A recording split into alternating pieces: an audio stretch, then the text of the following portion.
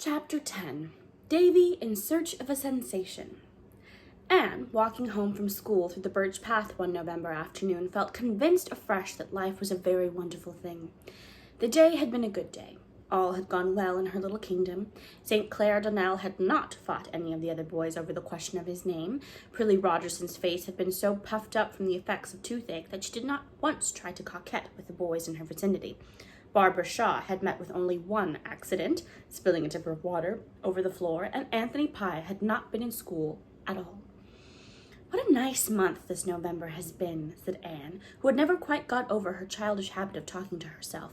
November is usually such a disagreeable month, as if the year had suddenly found out that she was growing old and could do nothing but weep and fret over it.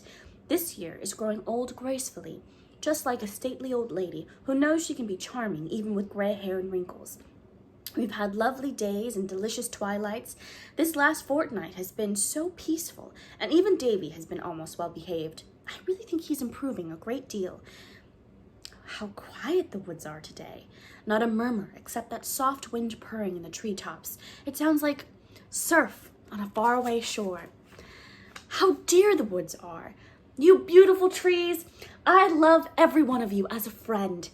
Anne paused to throw her arm about a slim young birch and kiss its cream-white trunk.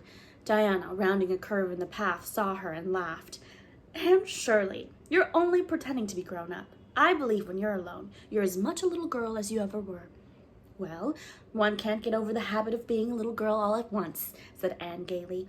"You see, I was little for 14 years, and I've only been grown-uppish for scarcely 3. I'm sure I shall always feel like a child in the woods. These walks home from school are almost the only time I have for dreaming, except the half hour or so before I go to sleep. I'm so busy with teaching and studying and helping Marilla with the twins that I haven't another moment for imagining things.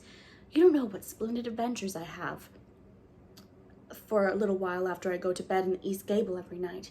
I always imagine I'm something very brilliant and triumphant and splendid, a great prima donna, or a Red Cross nurse, or a queen. Last night I was a queen. It's really splendid to imagine you are a queen.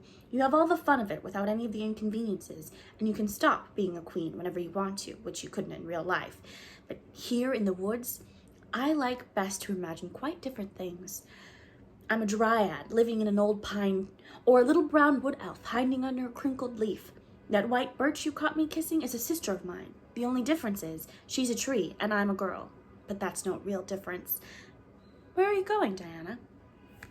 "Down to the Dixons. I promised to help Alberta cut out her new dress. Can't you walk down in the evening, Anne, and come home with me?" "I might, since Fred Wright is away in town," said Anne with a rather too innocent face. Diana blushed, tossed her head, and walked on. She did not look offended, however. Anne fully intended to go down to the Dixons that evening, but she did not. When she arrived at Green Gables, she found a state of affairs which banished every thought from her mind. Marilla met her in the yard. A wild-eyed Marilla. "Anne, Dora is lost." "Dora? Lost?" Anne looked at Davy, who was swinging on the yard gate, and detected merriment in his eyes. "Davy, do you know where she is?" "No, I don't," said Davy stoutly. "I haven't seen her since dinner. Cross my heart." "I've been away ever since 1 o'clock, said Marilla. "Thomas Lynde took sick all of a sudden, and Rachel sent up for me to go at once. When I left here, Dora was playing with her doll in the kitchen, and Davy was making mud pies behind the barn. I only got home half an hour ago, and no Dora to be seen. Davy declares he never saw her since I left." "Neither I did," avowed Davy solemnly. "She must be somewhere around," said Anne. "She would never wander far away alone. You know how timid she is.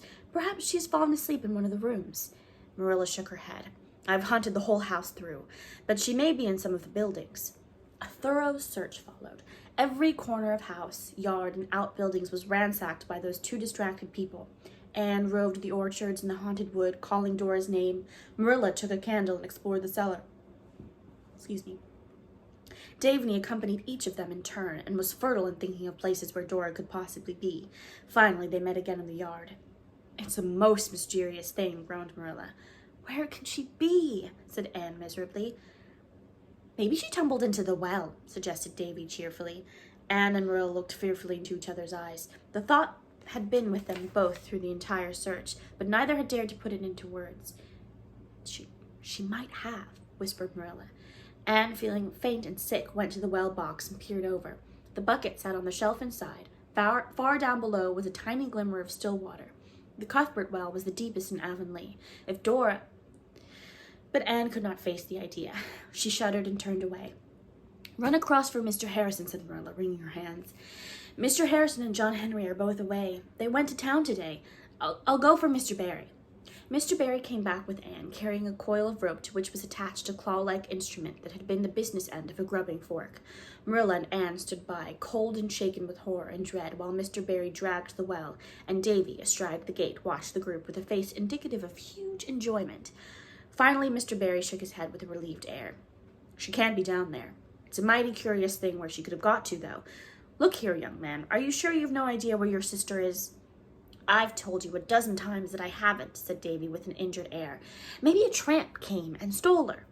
"Nonsense," said Marilla sharply, relieved from her horrible fear of the well. "And do you suppose she could have strayed over to Mr. Harrison's? She's always been talking about his parrot ever since that time you took her over." "I can't believe Dora would venture so far alone, but I'll go over and see," said Anne. Nobody was looking at Davy just then, or would have been seen that a very decided change came over his face. He quietly slipped off the gate and ran as fast as his fat legs could carry him to the barn. Anne hastened across the fields to the Harrison establishment in no very hopeful frame of mind. The house was locked, the window shades were down, and there was no sign of anything living about the place. She stood on the veranda and called Dora loudly. Ginger, in the kitchen behind her, shrieked and swore with sudden fierceness, but between his outbursts, Anne heard a plaintive cry from the little building in the yard which served Mr. Harrison as a tool house.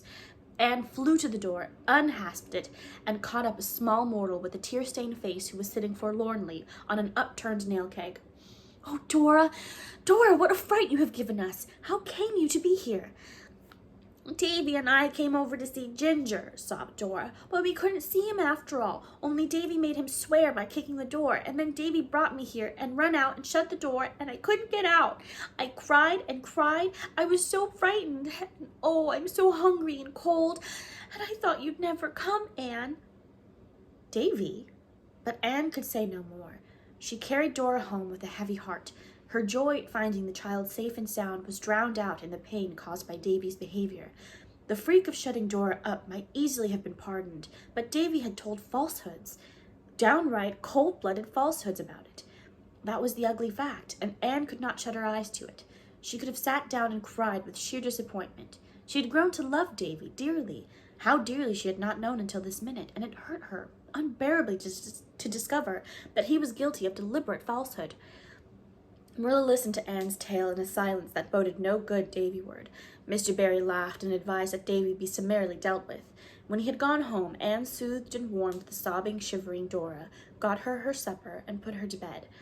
Then she returned to the kitchen just as Marilla came grimly in, leading, or rather pulling, the reluctant, cobwebby Davy, whom she had just found hidden away in the darkest corner of the stable. She jerked him to the mat on the middle of the floor, and then went and sat down by the east window. Anne was sitting limply by the west window. Between them stood the culprit. His back was toward Marilla, and it was a meek, subdued, frightened back, but his face was toward Anne, and although it was a little shamefaced, there was a gleam of comradeship in Davy's eyes, as if he knew he had done wrong and was going to be punished for it, but could count on a laugh over it all with Anne later on. But no half-hidden smile answered him in Anne's gray eyes, as there might have done had it been only a question of mischief. There was something else, something ugly and repulsive. "How could you behave so, Davy?" she asked sorrowfully. Davy squirmed uncomfortably. "I just did it for fun. Things have been so awful quiet here for so long that I thought it would be fun to give you folks a big scare. It was, too." In spite of fear and a little remorse, Davy grinned over the recollection. "But you told us falsehood about it, Davy," said Anne, more sorrowfully than ever. Davy looked puzzled. "What's a falsehood? Do you mean a whopper?" "I mean a story that was not true." "Course I did," said Davy frankly. "If I hadn't, you wouldn't have been scared. I had to tell it." Anne was feeling the reaction from her fright and exertions. Davy's impenitent attitude gave the finishing touch. 2 big tears brimmed up in her eyes. "Oh, Davy, how could you?" she said with a quiver in her voice. "Don't you know how wrong it was?" Davy was aghast. Anne crying? He had made Anne cry. A flood of real remorse rolled like a wave over his warm little heart and engulfed it. He rushed to Anne, hurled himself into her lap, flung his arms around her neck, and burst into tears. "I didn't know it was wrong to tell whoppers," he sobbed. "How did you expect me to know it was wrong? All Mr. Sprott's children told them regular every day, and crossed their hearts, too. I suppose Paul Irving never tells whoppers, and here I've been trying awful hard to be as good as him. But now I suppose you'll never love me again. But I think you might have told me it was wrong. I'm awfully sorry I've made you cry, Anne, and I'll never tell a whopper again." Davy buried his face in Anne's shoulder and cried stormily. Anne, in a sudden, glad flash of understanding, held him tight and looked over his curly thatch at Marilla. "He didn't know it was wrong to tell falsehoods, Marilla. I think we must forgive him for that part of it, this time, if he will promise never to say what isn't true again." "I never will, now that I know it's bad," asseverated Davy between sobs. "If you ever catch me telling a whopper again, you can—" Davy groped mentally for a suitable penance. "You can skin me alive, Anne." "Don't say whopper, Davy. Say falsehood," said the schoolma'am. "Why?" queried Davy, settling comfortably down and looking up with a tear-stained, investigating face. "Why ain't whopper as good as falsehood? I want to know. It's just a big word." "It's slang, and it's wrong for little boys to use slang." "There's an awful lot of things it's wrong to do," said Davy with a sigh. "I never supposed there was so many. I'm sorry it was wrong to tell falsehoods, 'cause it's awful handy, but since it is, I'm never going to tell any more." "What are you going to do to me for telling them this time? I want to know." Anne looked beseechingly at Marilla. "I don't want to be too hard on the child," said Marilla. "I dare say nobody ever did tell him it was wrong to tell lies, and those Sprott children were no fit companions for him. Poor Mary was too sick to train him properly, and I presume you couldn't expect a 6-year-old to know things like that by instinct. I suppose we'll just have to assume he doesn't know anything right and begin at the beginning. But he'll have to be punished for shutting Dora up, and I can't think of any way except to send him to bed without his supper, and we've done that so often." "Can't you suggest something else, Anne? I should think you ought to be able to do that with that imagination you're always talking of." "But punishments are so horrid, and I like to imagine only pleasant things," said Anne, cuddling Davy. "There are so many unpleasant things in the world already that there is no use in imagining any more." In the end, Davy was sent to bed, as usual, there to remain until noon next day. He evidently did some thinking, for when Anne went up to her room a little later, she heard him calling her name softly. Going in, she found him sitting up in bed, with his elbows on his knees and his chin propped on his hands. "Anne," he said solemnly, "is it wrong for everybody to tell falsehoods? I want to know." "Yes, indeed." "Is it wrong for a grown-up person?" "Yes." "Then," said Davy decidedly, "Marilla is bad, for she tells them. And she's worse than me, for I didn't know it was wrong, but she does." "Davy Keith, Marilla never told a story in her life," said Anne indignantly. "She did so. She told me last Tuesday that something dreadful would happen to me if I didn't say my prayers every night, and I haven't said them for over a week just to see what would happen, and nothing has," concluded Davy in an aggrieved tone. Anne choked back a mad desire to laugh with the conviction that it would be fatal, and then earnestly set about saving Marilla's reputation.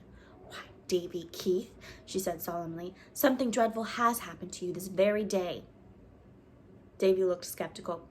"I suppose you mean being sent to bed without any supper," he said scornfully. "But that isn't dreadful. Of course I don't like it, but I've been sent to bed so much since I came here that I'm getting used to it. And you don't save anything by making me go without supper either, for I always eat twice as much for breakfast." "I don't mean you're being sent to bed. I mean the fact that you told a falsehood today, Davy." "And Davy?" Anne leaned over the footboard of the bed and shook her finger impressively at the culprit. "For a boy to tell what isn't true is almost the worst thing that could happen to him. Almost the very worst. So you see, Marilla told you the truth." "But I thought that something bad would be exciting," protested Davy in an injured tone. "Marilla isn't to blame for what you thought. Bad things aren't always exciting. They're very often just nasty and stupid." "It was awful funny to see Marilla and you looking down the well, though," said Davy, hugging his knees. Anne kept a sober face until she got downstairs, and then she collapsed on the sitting-room lounge and laughed until her sides ached. "I wish you'd tell me the joke," said Marilla, a little grimly. "I haven't seen much to laugh at today." "You'll laugh when you hear this," assured Anne. And Marilla did laugh, which showed how much her education had advanced since the adoption of Anne, but she sighed immediately afterwards. I suppose I shouldn't have told him that, although I heard a minister say to a child once, but he did aggravate me so. It was that night you were at the Carmody concert and I was putting him to bed. He said he didn't see the good of praying until he got big enough to be of some importance to God. And I do not know what we are going to do with that child. I never saw him beat. I'm feeling clean discouraged. Oh, don't say that, Marilla. Remember how bad I was when I came here? And you never were bad. Never. I see that now, when I've learned what real badness is. You were always getting into terrible scrapes, I'll admit, but your motive was always good. Davy's just bad from sheer love of it. Oh, no, I don't think it's real badness with him either, pleaded Anne. It's just mischief. And it is rather quiet for him here, you know. He has no other boys to play with, and his mind has to have something to occupy it. Dora is so prim and proper, she's no good for a boy's playmate. I really think it would be better to let them go to school, Marilla. No, said Marilla resolutely. My father always said that no child should be cooped up in the four walls of a school until it was 7 years old, and Mr. Allen says the same thing. The twins can have a few lessons at home, but go to school they shan't till they're 7. Well, we must try to reform Davy at home then, said Anne cheerfully. With all his faults, he's really a dear little chap. I can't help loving him, Marilla. It may be a dreadful thing to say, but honestly, I like Davy better than Dora, for all she's so good. I don't know, but that I do myself, confessed Marilla, and it isn't fair, for Dora is in a bit of trouble. There couldn't be a better child, and you'd hardly know she was in the house. Dora is too good, said Anne. She'd behave just as well if there wasn't a soul to tell her what to do. She was born already brought up, so she doesn't need us. And I think, concluded Anne, hitting on a very vital truth, that we always love best the people who need us. Davy needs us badly. He certainly needs something, agreed Marilla. Rachel Lynde would say it was a good spanking.